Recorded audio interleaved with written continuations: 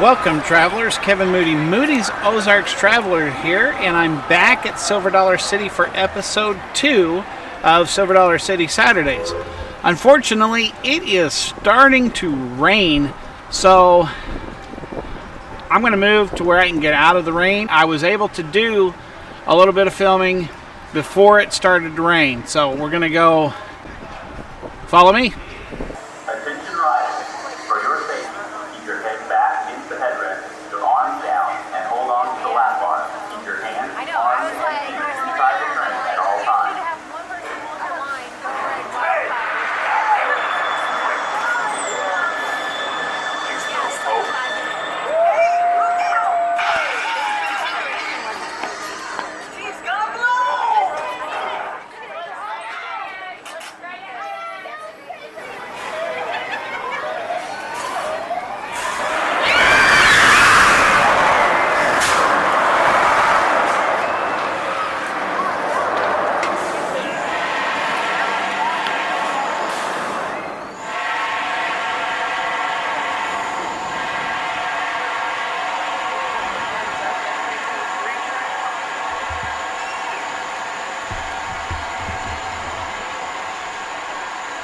Just a little helpful hint for you travelers. If you're having trouble with allergies, which everybody's having trouble with allergies with all the pollen in the air, all the creepy crud, get yourself some locally made honey.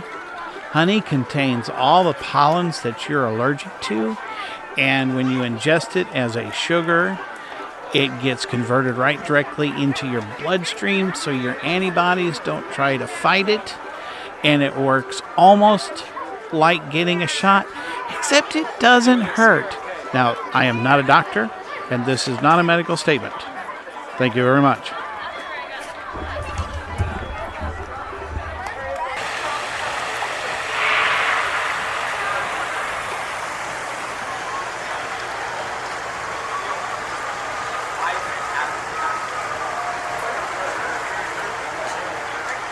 Last week we showed you a water feature and asked if it was original or not, and it's been there for a while. I don't know that it's original, but on the exact opposite side of where we were is this water sluice that they put in over here. So they didn't get rid of the stream, they moved it. They moved it back in here. Now I hope you can hear my voice over all that water and everything, but I want to show you they put it right next. They moved the mining sluice, and the mining sluice is right here, and I'm going to show you a very unique Ozarkian trick. You see that water? That water is crystal clear, beautiful.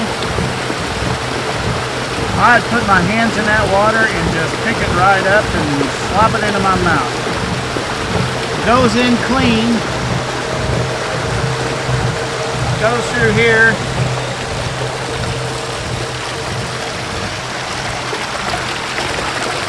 Comes out dirty.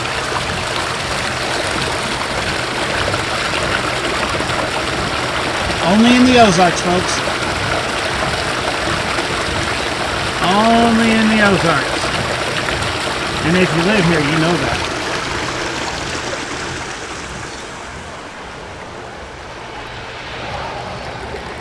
This is where you sluice for the precious rocks and minerals.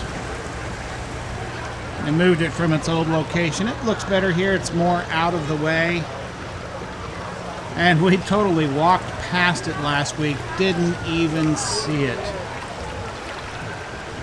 But goes in clean, comes out dirty. Ozarks Plumbing.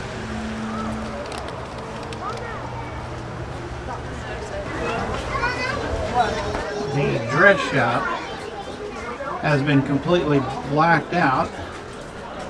So, and that of course is right across from the old Lost River.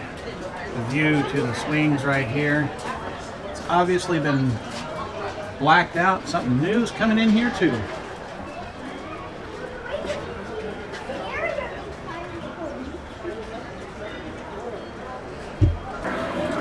Okay, travelers, I found a great spot to get a view of the construction under the fence, so we're not breaking any rules. It's a big hole in the fence.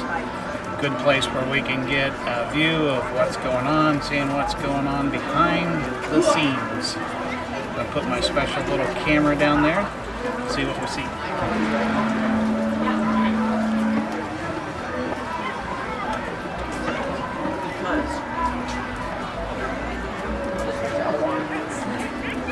Alright, we'll let that sit there for a minute, see what happens.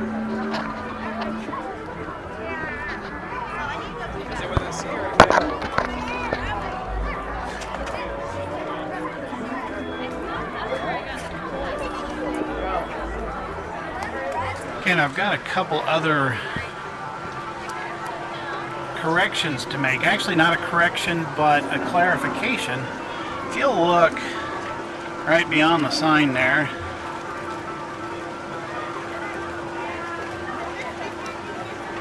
that is Wildfire.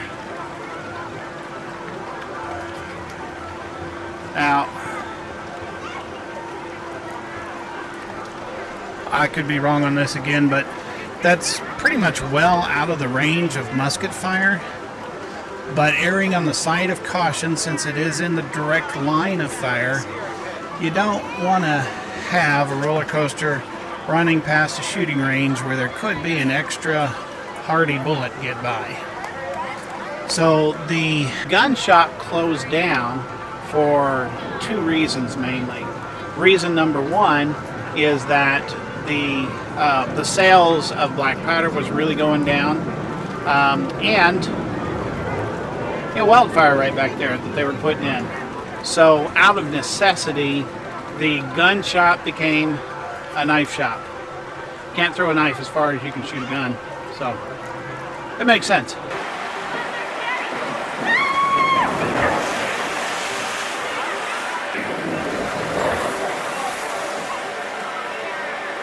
They fell out.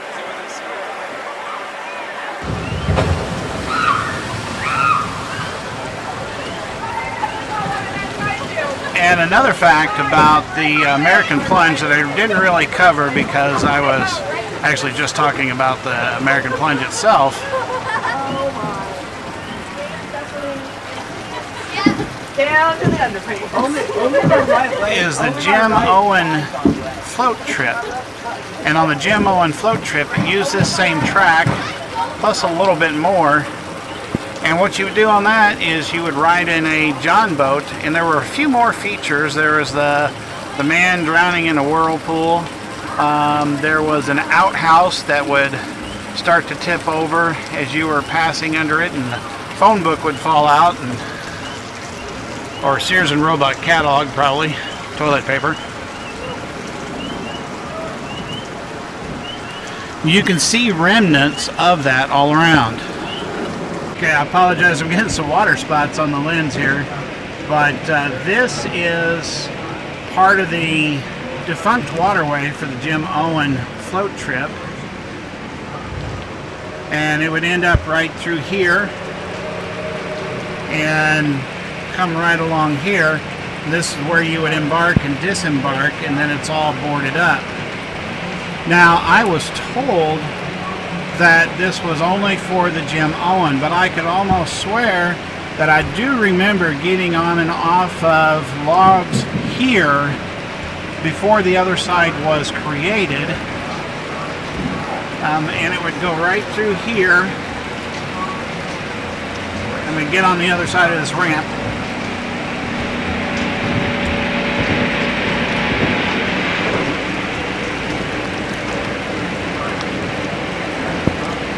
And then right over there, from that loading dock, is where it would meet up. And as I recall, for a time, you could take both routes.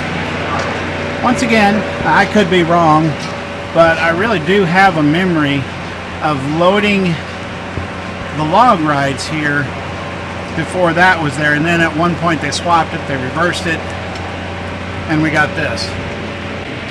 Now if you go up this way, which they've got it locked off right now, but you can see other remnants of the float trip. Now the Jim Owens float trip Was pretty cool. It lasted, I believe, 7 minutes, according to my sources, whereas the American plunge lasts about a minute, maybe 2 minutes. It was a more gentle, there were no plunges or anything like that, but as a youngster, I loved it. It was incredible.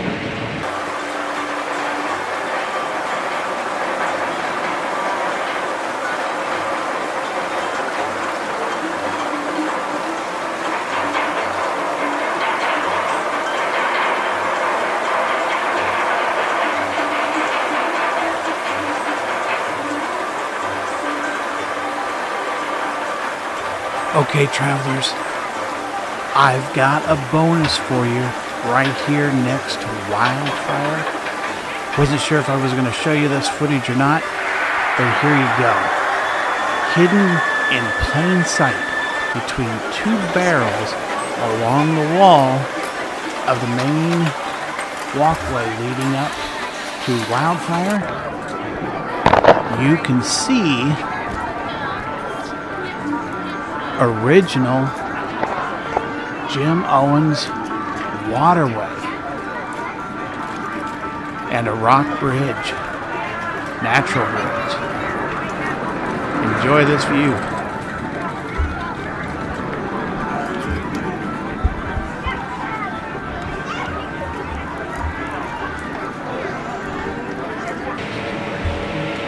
Now, another thing that somebody brought up that I didn't even touch on last week was the waterfall.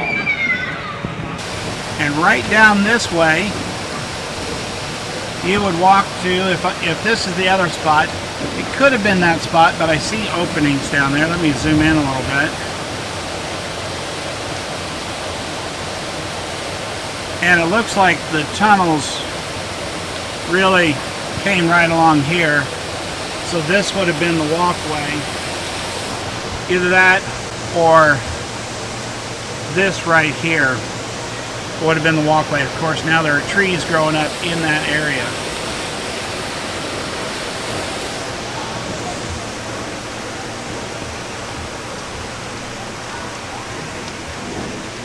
And this is the walkway that you would take.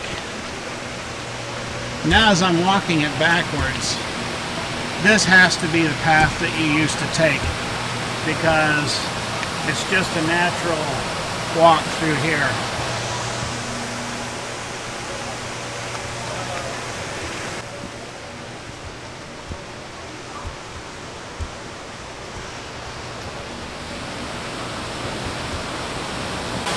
Then as we come up right here, you can see the waterfall. Now it was a pretty cool feature. I have no idea why they closed it down, but it was a pretty cool feature. You could come up here and you could walk behind that waterfall and see what life was like behind the waterfall.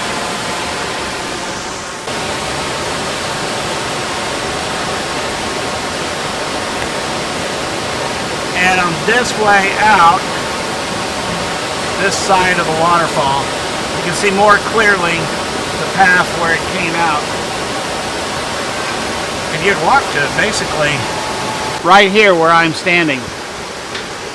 So maybe they closed it down so that they could make room for this camp on here. Wish they would have just diverted the path or something, because that was really pretty cool. Now I don't know about the mortars there, but I do believe these are the actual used cannon that I talked about, where they would shoot the cannons off.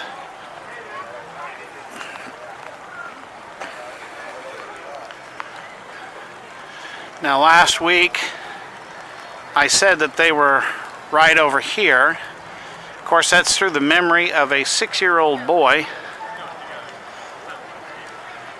I have been told by Mark Cumming, a former employee here who does remember very well, that this was another thing. It was a vineyard, and I'll put up the put up a picture of what it looked like here.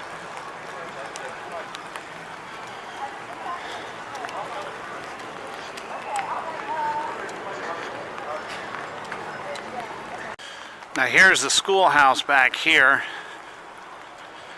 and if you take a look, it's kind of hazy out today. If you look real close, let me see if I get over here.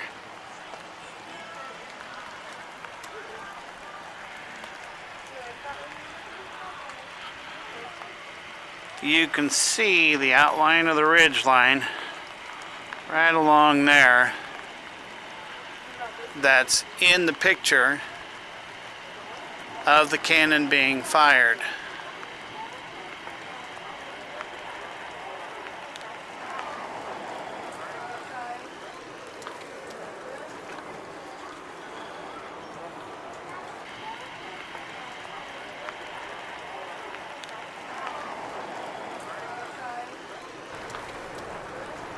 Well, travelers, it's amazing how the little storms in your life can often serve to lead you in the right direction.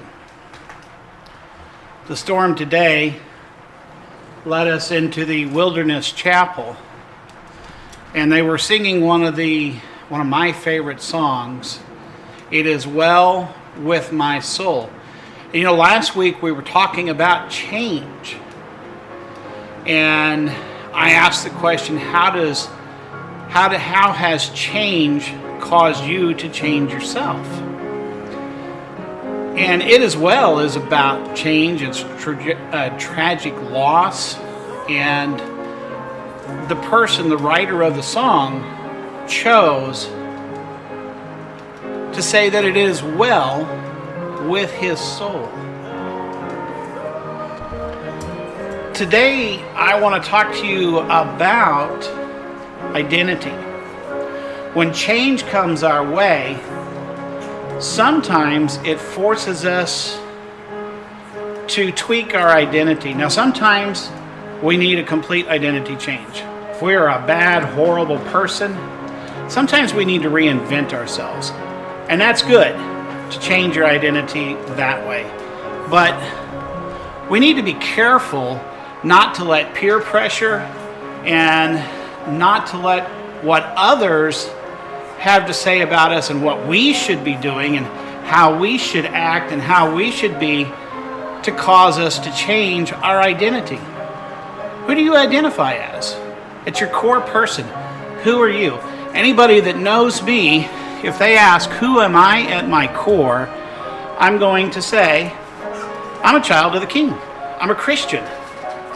Now, I'm not pushing my religion on anybody. I'm not pushing my faith on anybody, but that's who I am. That's who I identify as. Some people identify as purple pandas. We got a weird society right now. But who do you identify as? What is you?